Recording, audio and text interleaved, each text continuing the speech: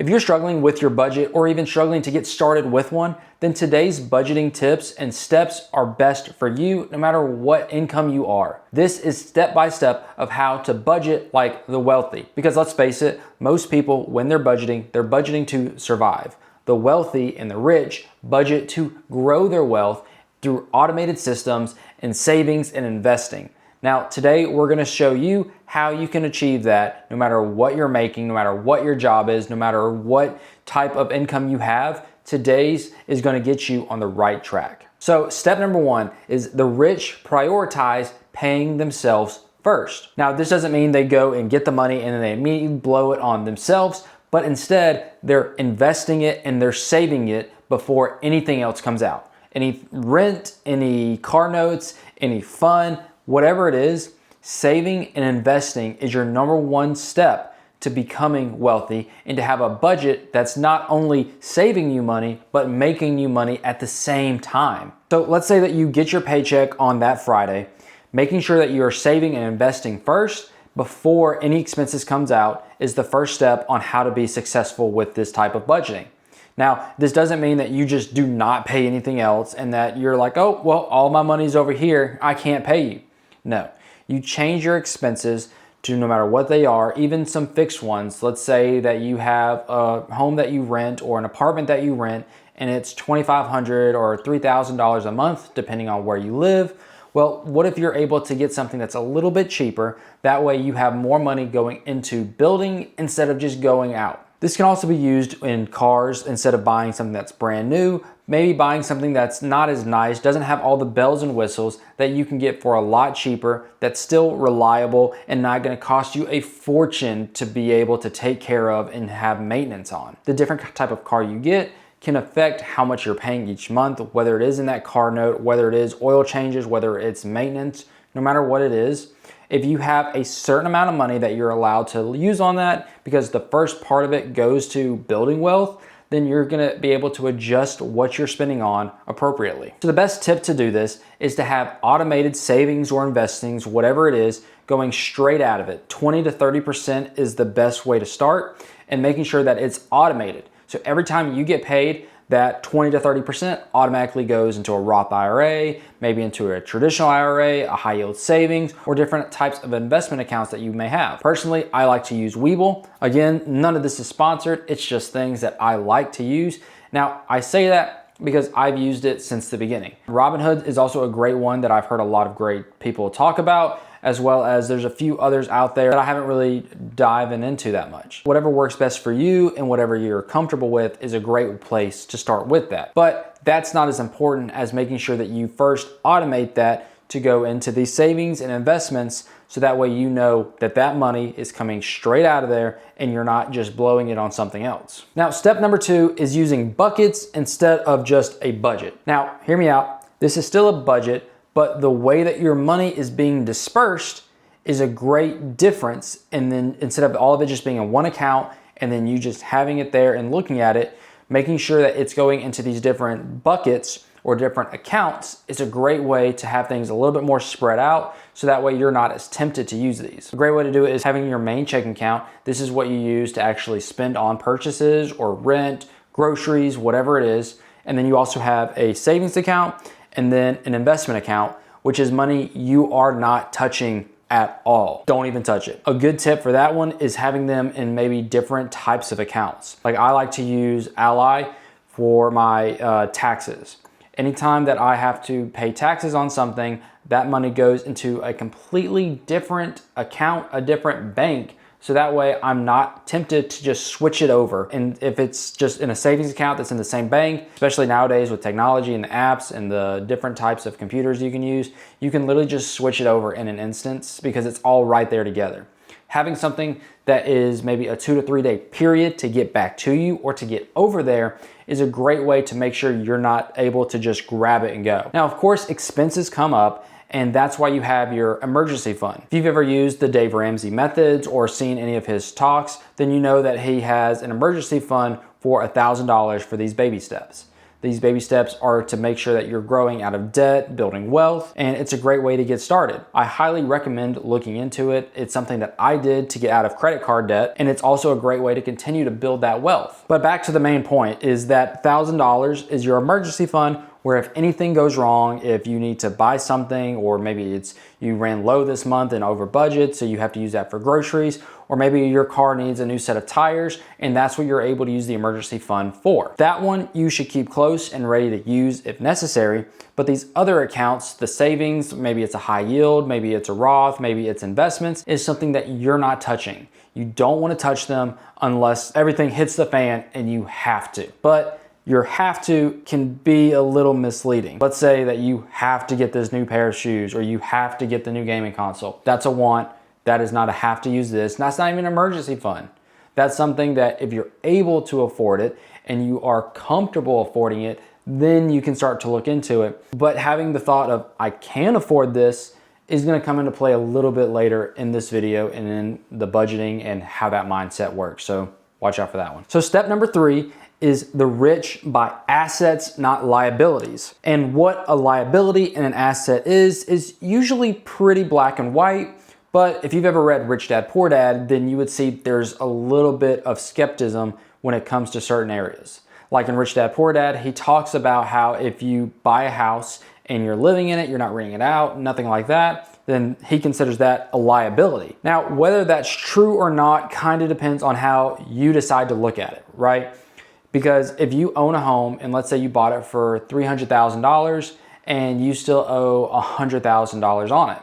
Well, if you're now able to sell that home for $500,000 to $600,000, then you have a lot of equity in that home, and you also are able to make more off of it and pay off that debt. So that would be considered an asset. It might not be something that's producing money right now, but it's something that you're growing with, which can also be looked at different stocks, different savings, that it's having to grow and it's not automatically producing money into your bank account each and every day. So if you've never read the book, it is a great book to get started on investing and on rental and income, but you have to be able to use your own mindset when it comes into it and decipher what is considered a liability and what's not.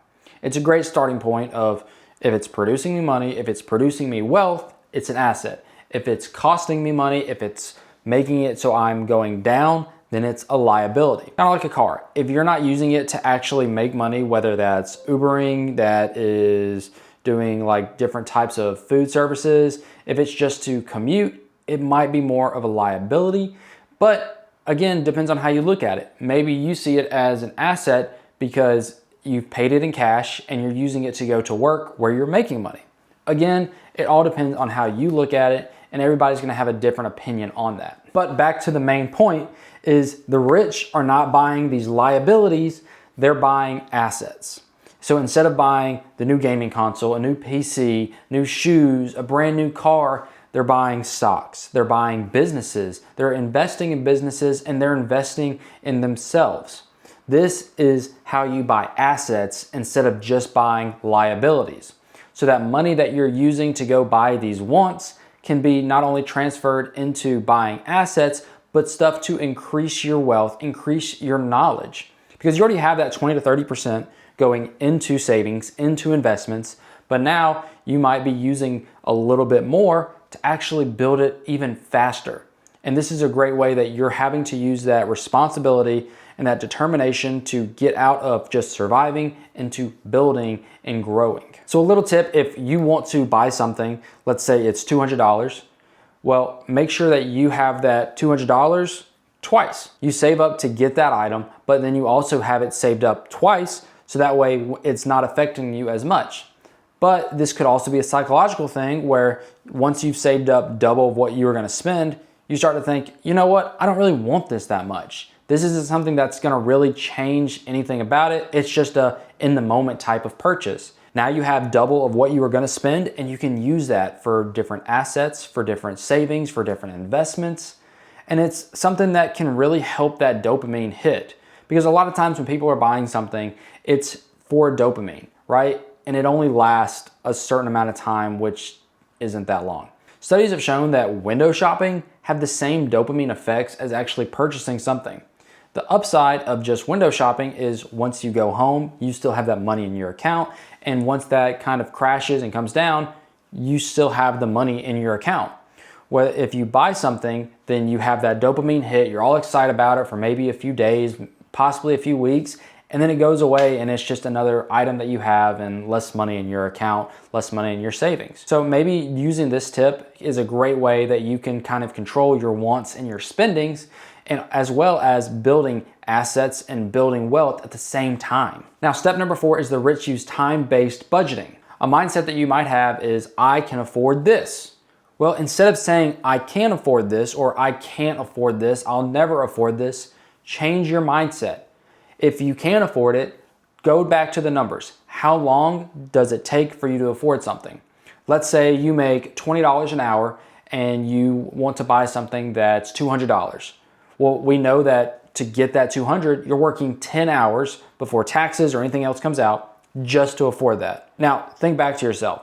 That 10-hour shift or that 12-hour shift you had, whatever it was that worth buying that $200 item right then and there? Or was it something that you'd rather not do? Is it something that you can save up a specific amount of time to be able to afford it?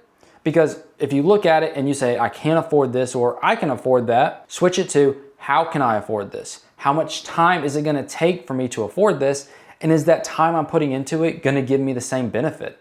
Is it something that I might love it for maybe actually 5 hours worth of it, but I had to spend 10 hours of gruesome work just to get it? This is a great way that you can change that mindset and really dive deeper into, is it worth it? Now, mindset is a huge fundamental part of building wealth, and I covered that in Think and Grow Rich. It's a great way that you can shift your mindset to be able to understand of how you can actually get to that wealth building, how you can just change your mindset to be able to get out of this, I'll never be able to do this, I'll never be able to do this, to how can I do this, I can do this. So be sure to check out that video and learn more about your mindset and how that affects your budgeting, your savings, your lifestyles, and be able to make that work for you instead of against you. Now, a little bonus tip is the rich avoid this lifestyle creep, meaning just because you make more money now doesn't mean you have to spend that money.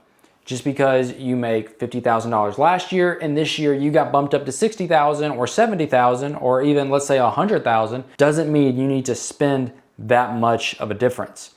Maybe you keep living like you're only making that $50,000 and you have an extra 10, 20, 30, whatever it is that you're able to spend on investments and you're able to save and you're able to grow your wealth. This is a great way where you can continue living like you're broke and build from there. You don't have to continue to go with the trends and go with all of these different things that are coming out just because other people do. So many people who make 6 figures, 7 figures, whatever it is, are living paycheck to paycheck or they're in debt hundreds of thousands of dollars because they think that they have to use all of their money. They have to spend it all to impress people they don't even like and people that don't even care about them. Keeping that money and building with it is going to be so much better than just spending it all in one day. Now, if you do have things that are going to increase in your lifestyle and that once you get that raise, a great tip is to take 50% of it. Let's say it's a $1,000 increase.